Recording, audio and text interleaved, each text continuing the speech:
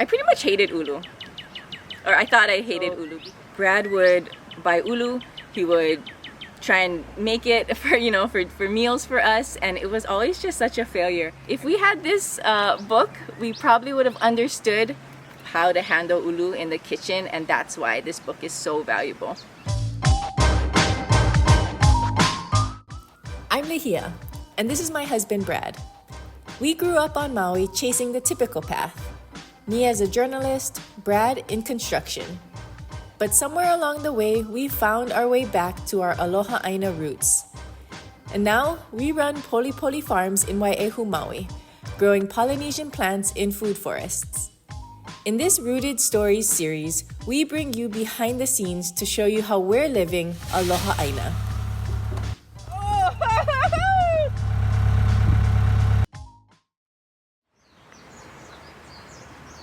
Oh, hey! It's just me, casually reading in the mala. Just kidding. I'm here today to tell you our 5 favorite books on Hawaiian style planting. And for us, when we first started, we didn't know anything about growing food, and we certainly didn't know about our native and Polynesian plants. So we sought out knowledge from books, from Puke, like you see here. And these are some of our favorite books. These are well-loved and well-tabbed and well-read books, and I just wanted to share some of these resources with you folks. But remember, this is just the start.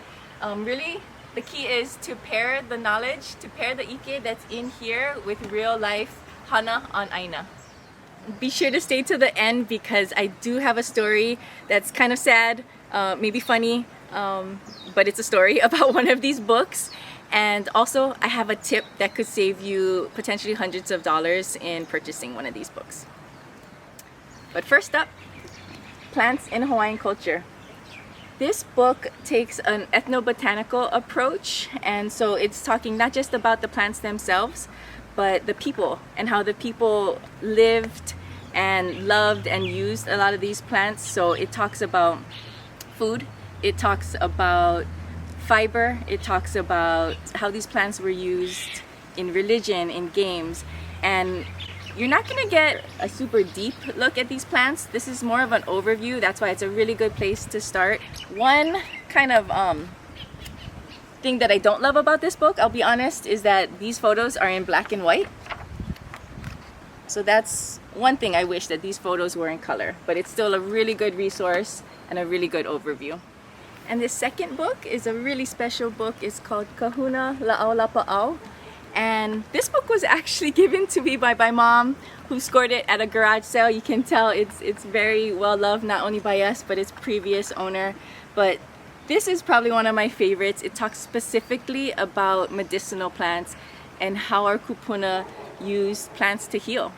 And so the great thing about it, it's not just a technical book, but it's filled with stories. So it really brings these plants and these uses to life. Another thing I really love about this book is that it's in color, and it has these beautiful, feels like real artwork paintings. So just like this last book, I didn't love that it was in black and white. Well, this is just the opposite. It's really inspiring to see these plants come to life in color. If you want to heal with plants, which is what all plants do really, this is definitely the book that I recommend.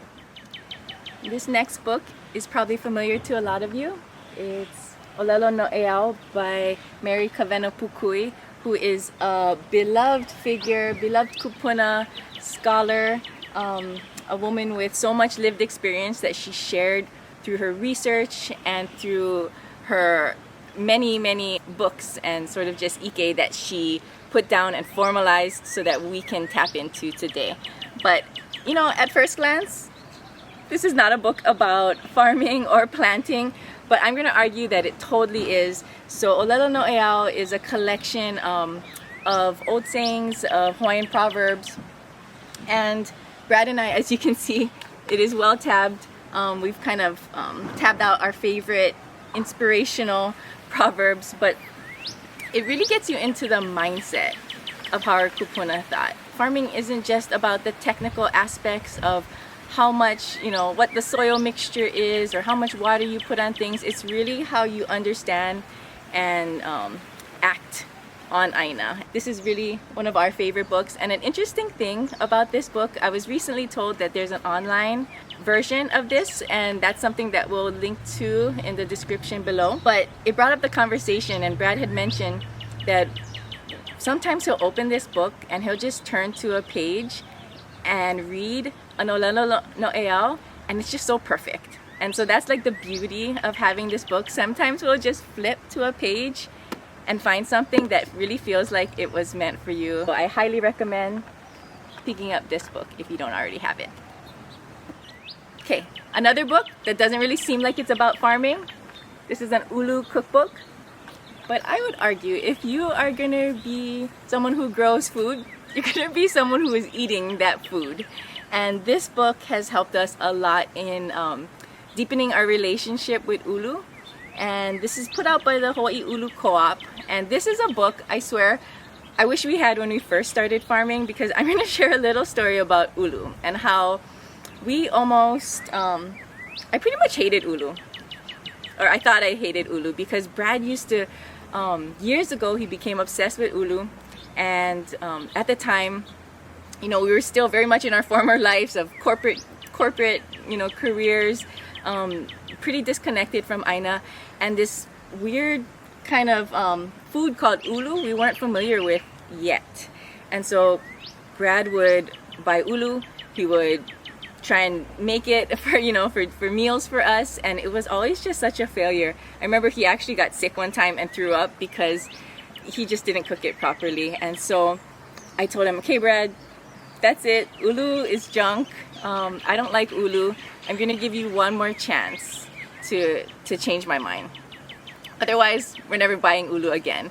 And he did. He saved it, he made a beautiful meal, and that saved our relationship with ʻulu. But if we had this book, we probably would have understood, not just, so this book doesn't just include recipes, which it does have many awesome recipes, but in the beginning of this book, it shows you how to prepare the ʻulu. So whether you're boiling it, baking it, steaming it, the proper time to cook ʻulu, depending on how you want to use it. So it really gives you a basic understanding of how to handle ʻulu in the kitchen, and that's why this book is so valuable.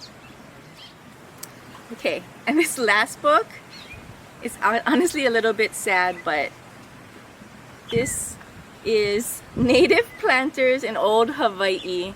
And as you can see, our sweet dear puppy Hilo also really enjoyed this book, and he ate my homework.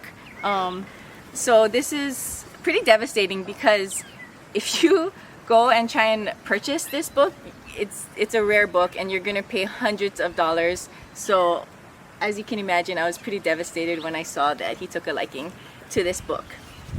However, what is in this book is a treasure, and so our old friend Mary Kawena Pukui worked with anthropologists Handy and Handy to collect first-hand accounts of Hawaiian planters themselves. So whereas that first book I showed, The Plants in Hawaiian Culture, gives kind of a general overview, this book is a really good companion because it goes deeper, and as you can tell, you just look at the book, it's pretty hefty.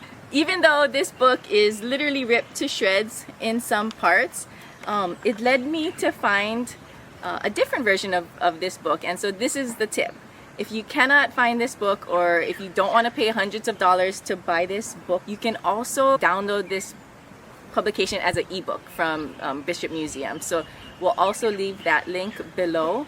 But this book is so beautiful, and it's something that we have come back to again and again.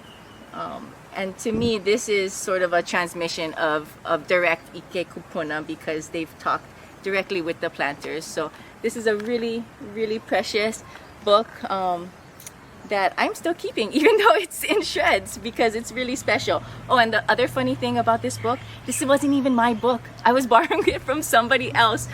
So thank you to my family for being very forgiving of myself, the guardian of this book, and our puppy Hilo, who loves this book so much too. So I hope that you get to read this book, that you get to read all 5 of these books. This is just the start.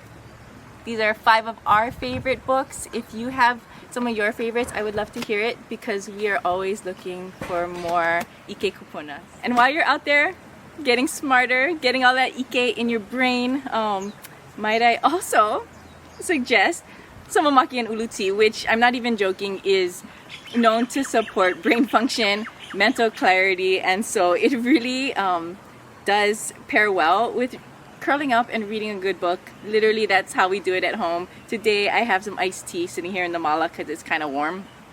But main thing is you get this ʻike in you, you get this tea in you, and you are on your way to really connecting with these plants. So not just reading about them, but enjoying them, going out, planting them, and working on ʻāina. So remember, the lessons don't stop in these books. They're really just meant as a launch pad to kind of seek out the knowledge that you'll gain by doing it on ʻāina and doing it in real life. So so that's my wish for you, that you bring these lessons out of the pages and really into your life. And I would love to hear some of your suggestions so that we can continue maybe kind of an unofficial book club in a way.